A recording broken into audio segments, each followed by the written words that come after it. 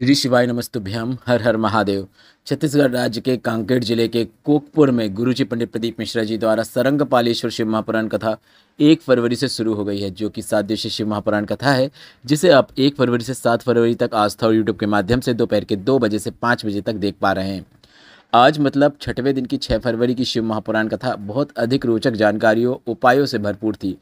आज गुरुजी पंडित प्रदीप मिश्रा जी ने बिल्कुल नए उपाय की जानकारी देते हुए एक बेलपत्र, एक दूर्वा, एक कलश जल से शरीर में हो रही परेशानियों को दूर कैसे किया जा सकता है उसकी जानकारी दी है। यह उपाय हम आपको इसी वीडियो में करके बताएंगे ताकि देखकर समझने में आपको आसानी हो। आज की कथा मतलब 6 फरवरी की 6वें दिन की श्री शिव महापुराण कथा में गुरुजी पंडित प्रदीप मिश्रा जी ने कुल 14 उपाय पत्रों और उपयोगी जानकारियाँ दी हैं।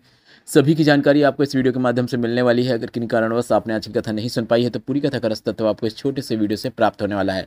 बढ़ते हैं आज की कथा की पहली विशेष जानकारी की ओर। कथा शुरू होते ही गुरुजी ने कहा, यह मानना गलत है कि शिव श्रृंगार के ही देवता हैं। शिव का कार्य केवल भस्म करना है, ऐसा सोचना गलत है। शंकर के पास मनुष्य, जीव जंतु, गंधर्व, असुर कोई भी आ जाए तो वे उसे भस्म नहीं करते हैं। वे तो उसके अंदर का अहंकार, लोभ, काम, क्रोध, तृष्णा इसे भस्म कर देते हैं। बढ़ते हैं आज की कथा की दूसरी विशेष जानकारी की ओर। गुरुजी ने कहा, अगर आप शिव मंदिर जा रहे हैं, शिव पर जल चढ़ा रहे हैं, तो ये नहीं सोचना कि बाबा हमें प्रदान क्यों नहीं कर रहा है। हमने इतने सारे व्रत रख लिए, इतने उपाय कर लिए, फिर भी बाबा हमारी क्यों नहीं सुन रहे हैं। आपको तो बस अपने कर्म करना है। शिव जो देते हैं वह साधारण नहीं देते, सर्वश्रेष्ठ देते हैं, इसलिए समय लग रहा है। बढ़ते हैं आज की कथा की तीसरी विशेष जानकारी की ओर। गुरुजी ने कहा, कोई तुमको कितना भी डराए, डरना नहीं है कि तुमने गलत तरीके से शिव की पूजन कर ली, तुमने शिव पर गलत तरीके से जल चढ़ा दिया। अब ऐसा हो जाएगा, वैसा हो जाएगा। अब ऐसे बोलने पर भी आपको बिल्कुल नहीं डरना चाहिए। शिव के जो भक्त होते हैं वे डाकनी पिशाचनी होते हैं, तो क्या उनको पूजन आती है? नंदी को क्या पूजन आती है? शिव पूजन का तरीका नहीं देखते हैं, शिव आपका निर्मल मन, निर्मल भाव देखते हैं। दुनिया के लोग धन देखकर करीब आते हैं, पर मेरे राम, मेरे शिव आपका मन देखकर करीब आते हैं। बढ़ते हैं आज की कथा की चौथी विशेष जानकारी की ओर। उर्मिला जी पत्र लेकर आई, जिसमें लिखा, मेरे बच्चे को विकलांग का सर्टिफिकेट गवर्नमेंट ने दे दिया था। बच्चा बचपन से ही ना चल पाता था, ना बोल पाता था, किसी भी प्रकार का उसका दिमाग कार्य नहीं करता था, दिन भर बिस्तर में सोता रहता था, किसी को देख भी ढंग से नहीं पाता था। शिव पर चढ़े जल को उसको देना शुरू किया, थोड़ा सा जल उसे शरीर पे भी लगा देते। शिव की कृपा से आज मेरा बेटा चलने लगा है, उसी का आभार व्यक्त करने कथा पंडाल में आए हैं। बढ़ते हैं आज की कथा की पांचवी विशेष जानकारी की ओर। गुरुजी ने कहा, जब कोई कुबेरेश्वर धाम आता है तो बहुत रोते हुए आता है, पर उसके बाद अगली बार जब वह शिहोर कुबेरेश्वर धाम आता है तो उसके चेहरे में अलग ही नूर होता है। बाबा इतना प्रदान कर देते हैं जितना वो सोच भी नहीं पाता। बढ़ते हैं आज की कथा की छठवीं विशेष जानकारी की ओर। रेणु जी पत्र लेकर आई, जिसमें लिखा, मैं जेलर के पद में कार्यरत हूँ। मेरी शादी के 20 साल हो गए थे। किसी के कहने पर मैं कुबेरेश्वर धाम गई और वहाँ पर मुझे लोगों ने सफ़ेद आंखड़ी की जड़ के प्रयोग के बारे में बताया, पशुपतिनाथ व्रत करने को कहा। सभी से सुनने के बाद मैंने पशुपतिनाथ व्रत किया, सफ़ेद आंकड़े की जड़ का प्रयोग किया और बाबा की कृपा से 20 साल बाद गर्भ ठहरा और बाबा ने एक नहीं 2-2 पुत्र दिए हैं। उसी का आभार व्यक्त करने हम कथा पंडाल में आए हैं। बढ़ते हैं आज की कथा की सातवीं विशेष जानकारी की ओर। सुनील जी पत्र लेकर आए, जिसमें लिखा, 3 बार मुझे कैंसर हुआ, 2017, 18 और 19। इसके बाद फिर से कैंसर हो गया। डॉक्टर ने लास्ट स्टेज बताया और कहा कि अब ऑपरेशन भी नहीं कर सकते।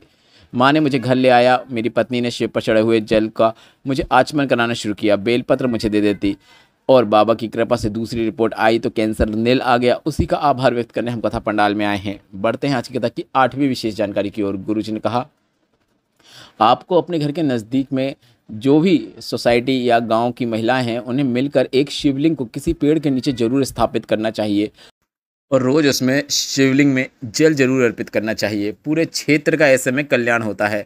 मंदिर ना हो तो आप पेड़ के नीचे रख सकते हैं, या फिर कोई ओटला हो तो उसमें भी आप शिवलिंग रख सकते हैं।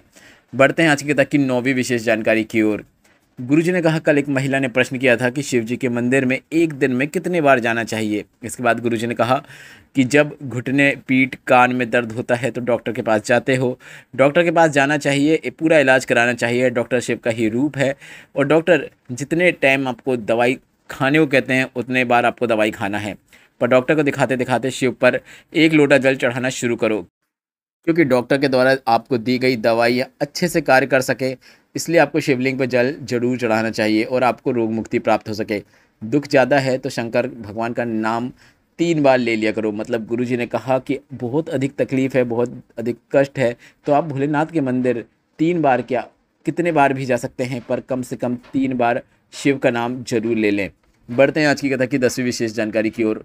उमेश्वरी सिन्हा जी पत्र लेकर आए, जिसमें उन्होंने लिखा, मेरी तबीयत 20 साल पहले खराब हुई, इलाज में करोड़ों रुपए खर्च कर दिए, शरीर उठाकर गाड़ी में रखकर डॉक्टर के पास ले जाया जाता था, इलाज कराने के बाद वापस घर पे लाके बिस्तर पर रख दिया जाता था, मैं बिस्तर में पड़ी रहती थी, उठ भी नहीं पाती थी। 20 साल बाद आपकी कथा सुनना शुरू किया और प्रार्थना करी कि मेरी तबीयत ठीक हो जाएगी तो मैं मान जाऊंगी कि शिव है, शिव पुराण कथा में कुछ है।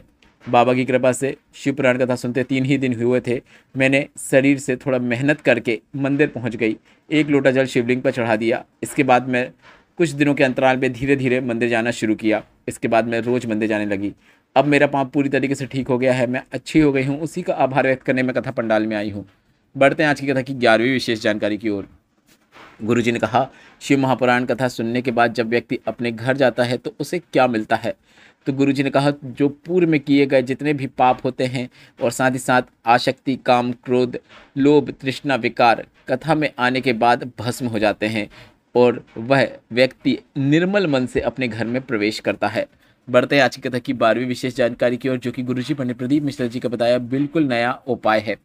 गुरुजी ने कहा, कभी डॉक्टर कह दे कि जीजियाँ या फिर महिलाएं जो भी है उनके गर्भाशय में गांठ हो गई है, चेस्ट में या शरीर में कहीं पर भी गांठ हो गई है, तो सबसे पहले तो आपको डॉक्टर का इलाज शुरू करना है, डॉक्टर का इलाज चलने देना है, डॉक्टर जो जो कहे वह सभी चीज़ें करना है। पर उसके साथ आपको एक सरल और आसान उपाय 15 से 20 दिनों तक करना है। बेलपत्र को आपको शिवलिंग के ऊपर अर्पित करना है। बेलपत्र को शिवलिंग के ऊपर ऐसे अर्पित करें कि बेलपत्र की जो डंडी होती है वह उत्तर दिशा की ओर होना चाहिए। इसके बाद आपको एक दूर्वा शिवलिंग में माता सुख सुंदर के स्थान पर अर्पित करना है। शिवलिंग पे माता सुख सुंदर के स्थान पर दूर्वा इस प्रकार से अर्पित करें कि दूर्वा की डंडी जलधारी की ओर हो। इसके बाद 1 लोटा जल, इस बात का ध्यान रखें, इस उपाय को करने के पहले 1 दिन पहले रात के समय आपको तांबे के कलश में जल भर के रख लेना है और रात भर वह जल तांबे के कलश में भरा रहे। अगले दिन सुबह उपाय करते समय वह कलश लेकर आपको भोलेनाथ के मंदिर जाना है। दूर्वा और बेलपत्र को अर्पित करने के बाद आपको 1 लोटा जल जो रात भर आपने अपने घर में तांबे के कलश में भर के रखा हुआ था उसे शिवलिंग पर अर्पित करना है। जल भी आपको उत्तरमुखी होकर अर्पित करना है। पूरा उपाय करते समय आप श्री शिवाय नमस्तुभ्यम या फिर नमः शिवाय या फिर ओम नमः शिवाय मंत्र का उच्चारण कर सकते हैं। इसके बाद आपको बेलपत्र, दूर्वा और थोड़ा सा जल को झेर कर ले आना है। दूर्वा को आपको सुबह के समय ही खा लेना है और जल का आचमन भी थोड़ा सा कर लेना है। सुबह दूर्वा और जल का आचमन करने के बाद शाम के समय प्रदोष काल में आपको बेलपत्र का आचमन कर लेना है। शाम का समय मतलब सूर्य अस्त के 45 मिनट पहले से लेकर 45 मिनट बाद तक का समय प्रदोष काल कहलाता है। उस समय आपको जो आपने बेलपत्र लाई है उसका आचमन करना है और थोड़ा सा जल का आचमन करना है। गुरुजी ने बेलपत्र का बारे में यह भी बताया है कि अगर आपको खाने में दिक्कत होती है तो आप ना खाएं, उसे सुखाकर गोली बना सकते हैं, उसके बाद उसका आचमन कर सकते हैं। फिर भी दिक्कत होती है तो ना खाएं। आज की कथा में गुरुजी ने यही बताया है कि दूर्वा आपको सुबह खाना है, थोड़ा सा जल आचमन करना है, उसके बाद शाम के समय बेलपत्र खाना है, उसके बाद थोड़ा सा जल जो शिव पर चढ़ा हुआ है उसका आचमन करना है। गुरुजी ने कहा 15 से 20 दिन करके देखिए, गांठ जरूर गलने लग जाएगी, लाभ जरूर देखने को मिलेगा। बेलपत्र से संबंधित कोई भी उपाय करने से पहले आप अपने विवेक का उपयोग करें। यदि शरीर में दिक्कत होती है तो ऐसे उपाय ना करें और सिर्फ शिवलिंग पर चढ़े हुए जल का आचमन करके कुंदकेश्वर महादेव का नाम लेकर भी लाभ प्राप्त किया जा सकता है। और अगर आपको कोई दिक्कत नहीं है तो आप गुरुजी के बताए उपाय कर सकते हैं। बढ़ते हैं आज की कथा की 13वीं विशेष जानकारी की ओर। गंगा साहू जी पत्र लेकर आए, जिसमें लिखा, मेरे गले में बीमारी हो गई थी, एक और गांठ और दूसरी ओर मसा हो गया था। डॉक्टर ने कहा कि ऑपरेशन करना जरूरी है, नहीं तो श्वास नली चौक हो जाएगी। हमने डॉक्टर की दवाई लेकर घर आ गए, कंकर शंकर का पूजन करके सीहोर कुबेरेश्वर धाम से आ गए, साथ में एक रुद्राक्ष लेकर भी आ गए। रुद्राक्ष वाला जल शिवलिंग पर चढ़ाकर उसका आचमन करना शुरू किया। बाबा की कृपा से गांठ और मसा ठीक हो चुका है, उसी का आभार व्यक्त करने हम कथा पंडाल में आए हैं। बढ़ते हैं आज की कथा की 14वीं विशेष जानकारी की ओर। गुरुजी की एक दिन की शिव चर्चा फरीदाबाद हरियाणा में 9 फरवरी 2025 को सेक्टर नंबर 12 के ग्राउंड में होगी। इंडियन ऑयल आरडी के सामने यह 2 बजे से 4 बजे तक आस्था और यूट्यूब के माध्यम से देखी जा सकेगी। इसके बाद 10 से 16 फरवरी 2025 तक प्रयागराज सेक्टर नंबर 21 पीपापुल 1 सतुआ बाबा शिविर में शिव पुराण कथा होगी और इस शिव पुराण कथा का नाम गुरु जी ने त्रिवेणी शिव पुराण कथा से बदलकर सेवा शिव पुराण कथा बताया है और इस कथा का समय दोपहर के 1 बजे से 4 बजे तक रहने वाला है। इसके बाद 17 से 26 फरवरी 2025 तक तारा बाबा की कुटिया सिरसा हरियाणा में शिव पुराण कथा होगी। इसके बाद 26 फरवरी से 3 मार्च 2025 तक रुद्राक्ष महोत्सव सीहोर कोपरेश्वर धाम में होगा।